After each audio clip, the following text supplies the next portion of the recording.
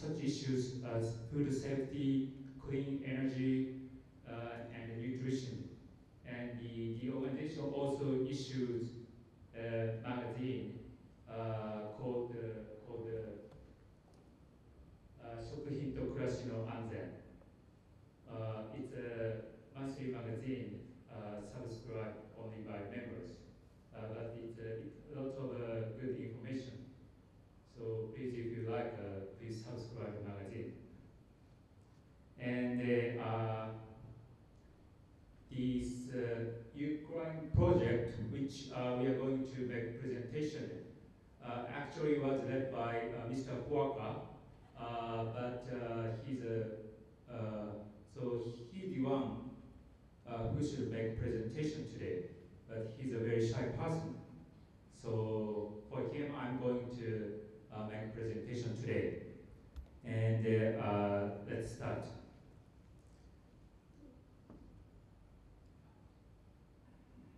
So look at this map. The map shows the level of contamination in Ukraine. It was made 10 years after Chernobyl meltdown. In May 2012, we visited an area that was called non-contamination zone.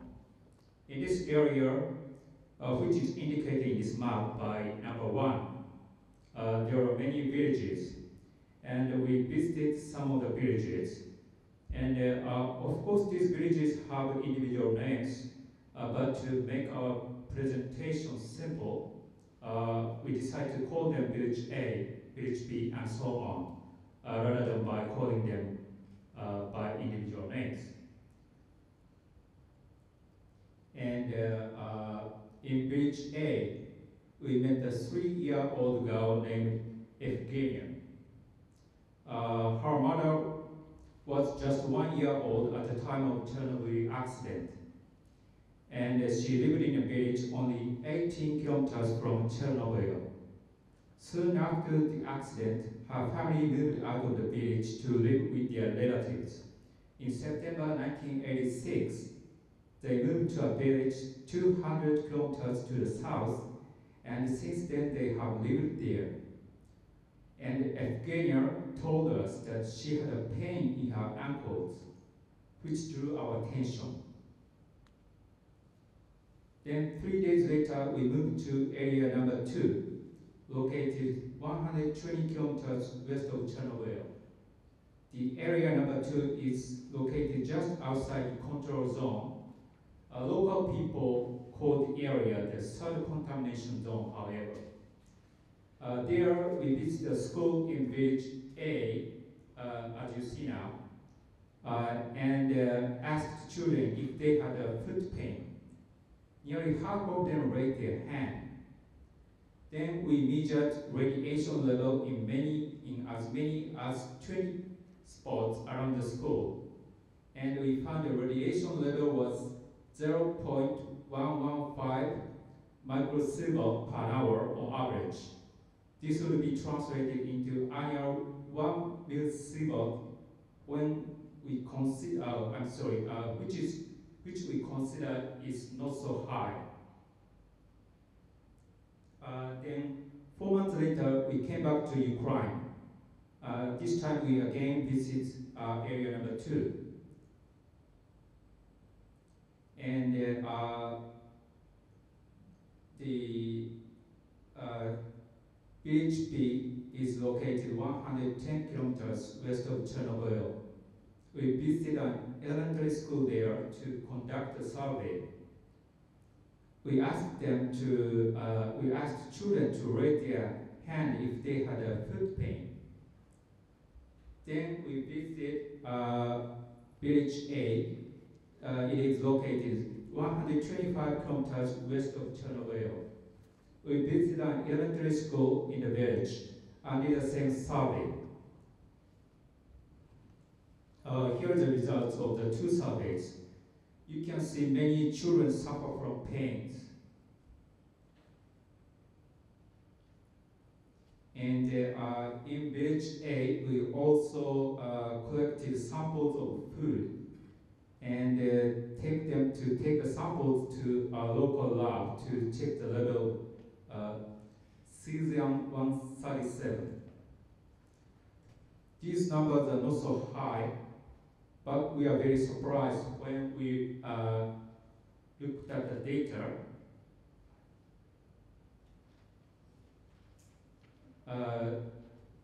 Looked at data in an official annual report. You see in the bottom of the screen. Many people, I'm sorry, as you see the screen, radiation level is very high with some foods such as mushrooms, animal meat, berries, and herbs. Many people in this area get food not only from supermarkets but also from their own backyard. We suspect those who get food from their own backyard may have health problems more than those who don't. After observing the situation, we decided to do some experiments with residents who said they have pains in their body. And as you see, this lady, her name is Natalia. She lives in Village C, located 135 kilometers west of Chernobyl. She was born in January 15, 1986. She developed thyroid abnormality at the age of 7, followed by kidney disease, chronic tonsillitis. At around 15, she began suffering from a foot pain. She then felt pain in her arms, shoulders, head, and other parts of the body. Because she also suffered from a heart disease, she always had to carry nitroglycerin with her. With our instruction, Natalia traveled to non-contamination areas and lived in sanatoriums for a while. And Natalia first went to Crimea, you see at the bottom of the screen, then moved around some cities. Altogether, she spent 70 days in sanatoriums in low radiation areas. And we met Natalia again 75 days after she left for Crimea. She looked fine, always smiled, becoming a totally different person. She said, I don't have any pain anywhere in my body. She also said she no longer carried nitroglycerin. She reported to us that after 45 days in sanatorium, her health began improving. By the 54th day, she had gotten very well. By the 70th day, all the pains had gone, she said. So Natalia now lives in Kiev and lives well. So here, one question came up to our mind, that is, why do so many people in the low-level contamination areas suffer from pains? Many residents there said they had problems with kidney or heart or both. Many residents said they had pains in head, foot, arm, and back. And here is our assumption. These internal organs, nerve and muscular tissues usually do not do cell division. Therefore, once these cells get killed or crippled by radiation, organs, nerve, and muscles become malfunction, and as a sign of warning, they develop pains. It is possible to conclude that lower radiation environment and non-contaminated food help Natalia get well, but we cannot deny the possibility that treatment she received at sanatoriums played some roles. So we decided to conduct next experiments focusing on diet. We instructed residents to change their diet so that they take in less radiation from food. In village B, in the area number 1, the people who had lived within 35 kilometers of Chernobyl area and moved to the area in 1992. We grouped together children and their parents to conduct the survey, and we found that they had many health problems. Then we measured radioactive contamination levels in food there. We set the detection limit at 10 becquerels per kilogram. You can see the level of contamination is very high, except, the contamination level is very low except mushrooms. We also looked at an offshore annual report and we found that all the foods were marked as not detectable. But the report doesn't show the whole picture because it failed to measure wild mushrooms and wild berries in which a high level of cesium was detected. And so at the next step, as you see the screen, we lowered the detection limit for cesium-137 to 1.7 to 1.8 becquerels per kilogram. To measure radiation in 37 food items, but we couldn't detect cesium-137 from any of the food. But we found data suggesting that river fish caught in the area had an average of 8.6 becquerels per kilogram for cesium-137, which is relatively high. So for the experiment, we selected 9 families and instructed them not to eat mushrooms and river fish. We instead provided them with milk and meat for free. We carried out the experiment from November 2012 to March 2013. All family members improved their health after changing their diet. And this girl to the left girl, this girl is 13 years old.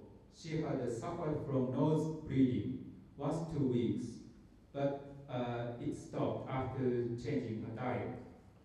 Her mother, the person in the right, her mother had a headache and dizziness twice or 3 times a week, but they lessened to once 2 weeks.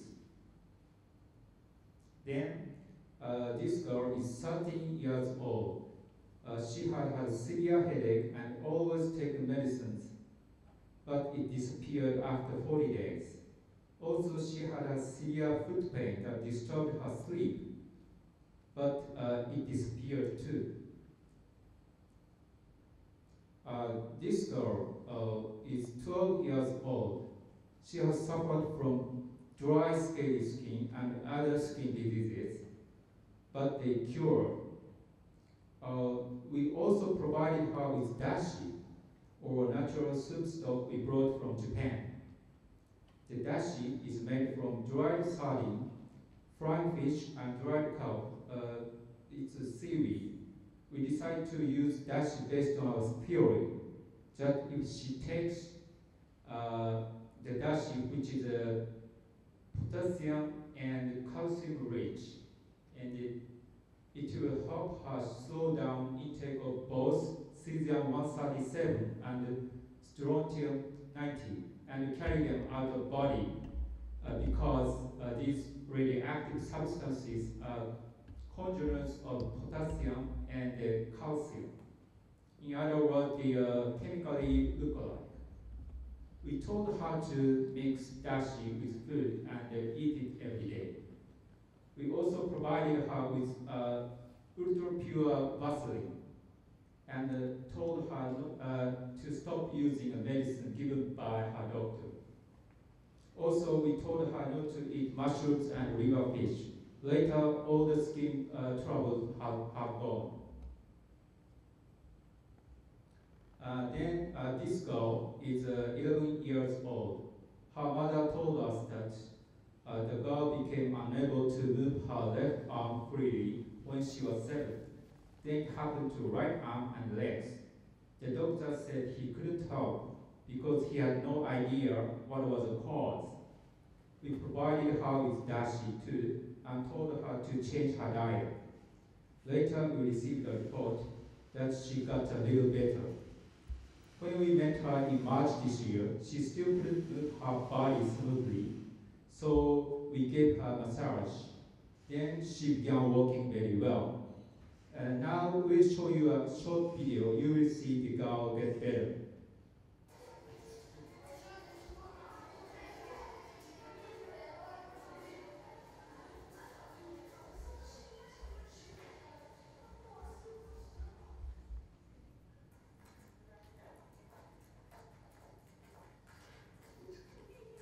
March 2013.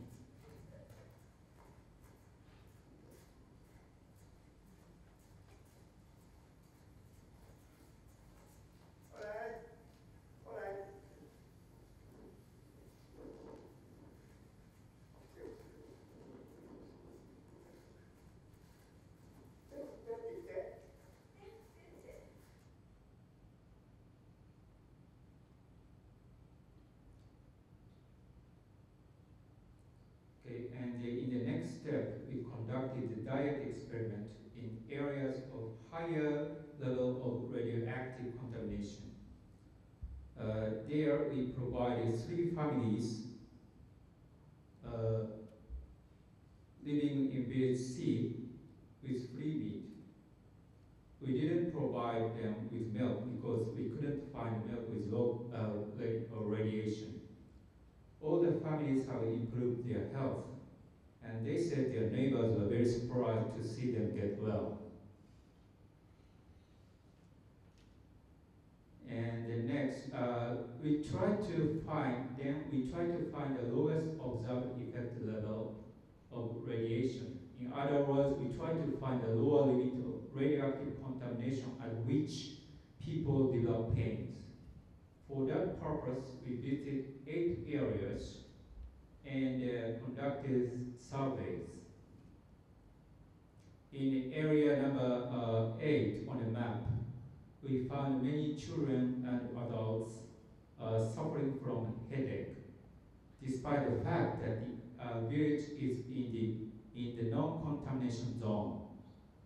We asked there 25 residents, including children at the age between 15 and 17, and their parents about their health. Here you see the results. You see many have health problems.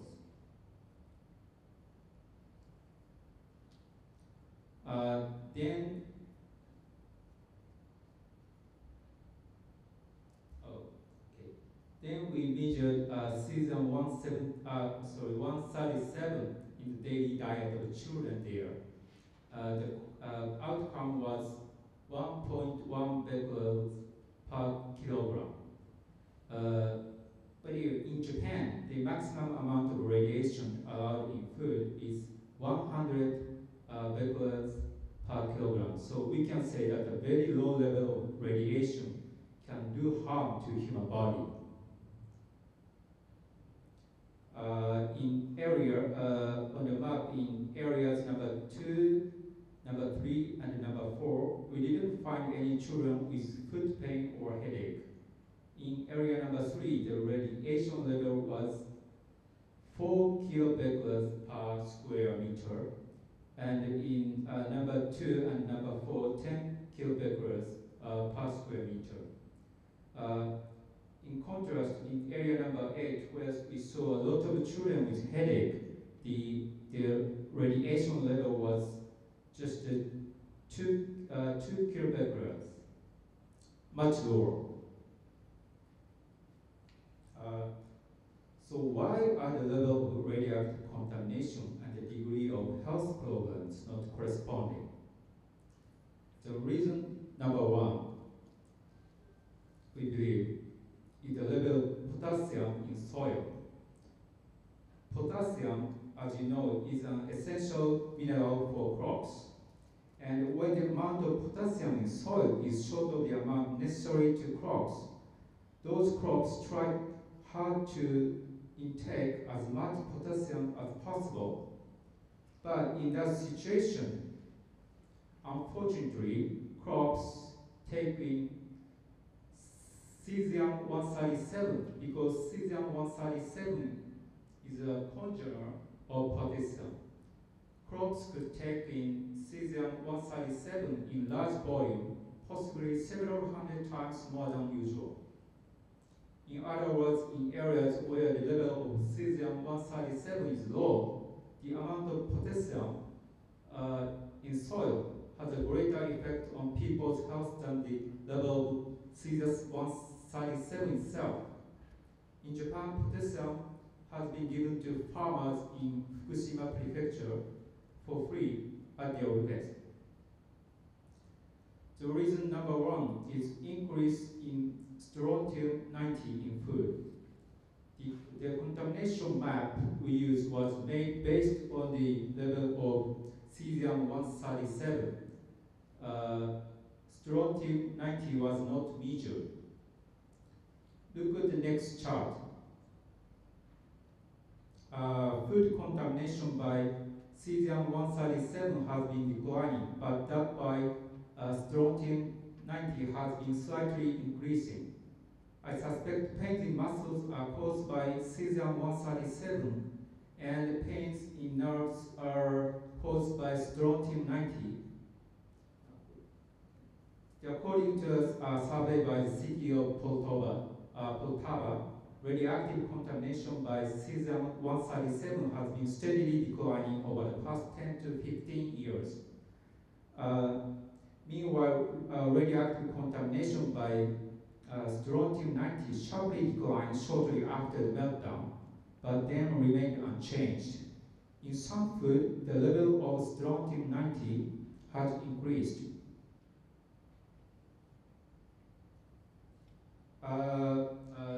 The photo is in the photo the principal of a school in Poltava province. The principal said the children's health has gradually been deteriorating, and we think we need to consider effects of strontium-90.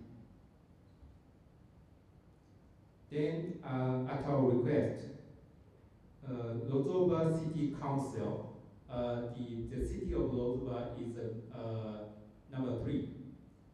Lozova City Council conducted a survey at school in February 2013. Here are the results.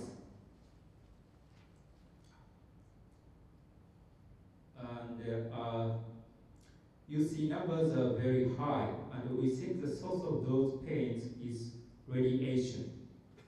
Both experts in radiation and the government of Ukraine have not realized the fact that low level of radiation in food deteriorates children's health.